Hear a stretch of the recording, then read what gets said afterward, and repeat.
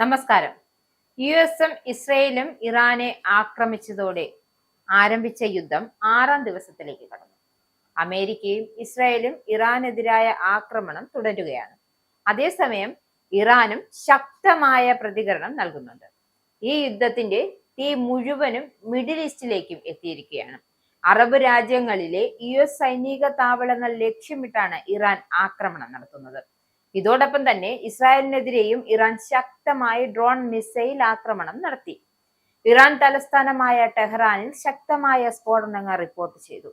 വ്യാഴാഴ്ച അർദ്ധരാത്രിക്കു ശേഷം നഗരത്തിന്റെ കിഴക്കൻ ഭാഗത്താണ് വലിയ സ്ഫോടനങ്ങൾ ഉണ്ടായതെന്ന് റിപ്പോർട്ട്. ടെഹ്റാന് പുറമെ സാൻദാജ്, സാഹൈ, ബുഹാൻ എന്നീ കുർദിഷ് നഗരങ്ങളിലും രാത്രികാലങ്ങളിൽ ആക്രമണം. കഴിഞ്ഞ ശനിയാഴ്ച മുതൽ ഇറാനിലെ 150-ലധികം നഗരങ്ങൾ ആക്രമിക്കപ്പെട്ടതായാണ് ഔദ്യോഗിക വൃത്തങ്ങൾ നൽകുന്ന വിവരം. ഇതിനു തിരിച്ചടി എന്നോണം ഇസ്രായേലിലെയും മിഡിൽ ഈസ്റ്റിലെയും യു.എസ് സൈനിക താവളങ്ങൾക്ക് നേരെ ഇറാൻ പുതിയ ആക്രമണങ്ങൾ ആരംഭിച്ചതായും ഇറാനിയൻ സ്റ്റേറ്റ് ടെലിവിഷൻ റിപ്പോർട്ട് ചെയ്യുന്നുണ്ട്. അതേസമയം ലെബനിലെയും ബെയ്റൂത്തിലെയും ടൈറനിലെയും ഇസ്രായേൽ വ്യോമാക്രമണം ശക്തമായിരിക്കുകയാണ്. ബെയ്റൂത്തിലെ തെക്കൻ പ്രാന്ത പ്രദേശമായ ഗോബ്രയിൽ, ഹാരത്തറ്റ്, ഫ്രീഖ്, ബിൽ അൽ അബേദ് എന്നിവിടങ്ങളിലാണ് പ്രധാനമായും ആക്രമണം ഉണ്ടായത്.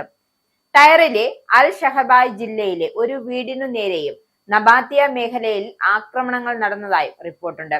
ഹിസ്ബുള്ളയും ശക്തമായ സാന്നിധ്യമുണ്ട് എന്ന് ചൂണ്ടിക്കാട്ടിയാണ് ഇസ്രയേൽ നബാത്തിയെ ലക്ഷ്യം വെക്കുന്നത്. നിലവിലെ ആക്രമണങ്ങളിൽ ആളപായമൊന്നും റിപ്പോർട്ട് ചെയ്തിട്ടില്ല എങ്കിലും തിങ്കളാഴ്ച മുതൽ ലെബനിലുടനീളമുണ്ടായ ആക്രമണങ്ങളിൽ 50-ലധികം ആളുകൾ കൊല്ലപ്പെട്ടതായാണ് പുറത്തുവരുന്ന റിപ്പോർട്ട്. അതേസമയം ഇറാൻ നമ്മളെ ആക്രമിക്കാൻ പോവുകയാണ് എന്നാണ് യു.എസ് പ്രസിഡന്റ് ഡൊണാൾഡ് ട്രംപ് വ്യക്തമാക്കിയത്. നമ്മൾ ആക്രമിച്ചില്ലായിരുന്നു എങ്കിൽ അവർ ആക്രമിക്കുമായിരുന്നു എന്നാണ്. അതായത് എന്നാൽ ഇറാന്റെ വ്യോമസേനയും നാവികസേനയും നശിപ്പിക്കപ്പെടുന്നു എന്നാണ് ട്രംപ് പറഞ്ഞു വെക്കുന്നത്. ഇതിനിടയിൽ ഇസ്രായേലിന്റെ ഡിമോണ ആണവ കേന്ദ്രം ലക്ഷ്യമിടുമെന്നും ഇറാനിയൻ ഉദ്യോഗസ്ഥർ ഭീഷണിപ്പെടുത്തിയിട്ടുണ്ട്.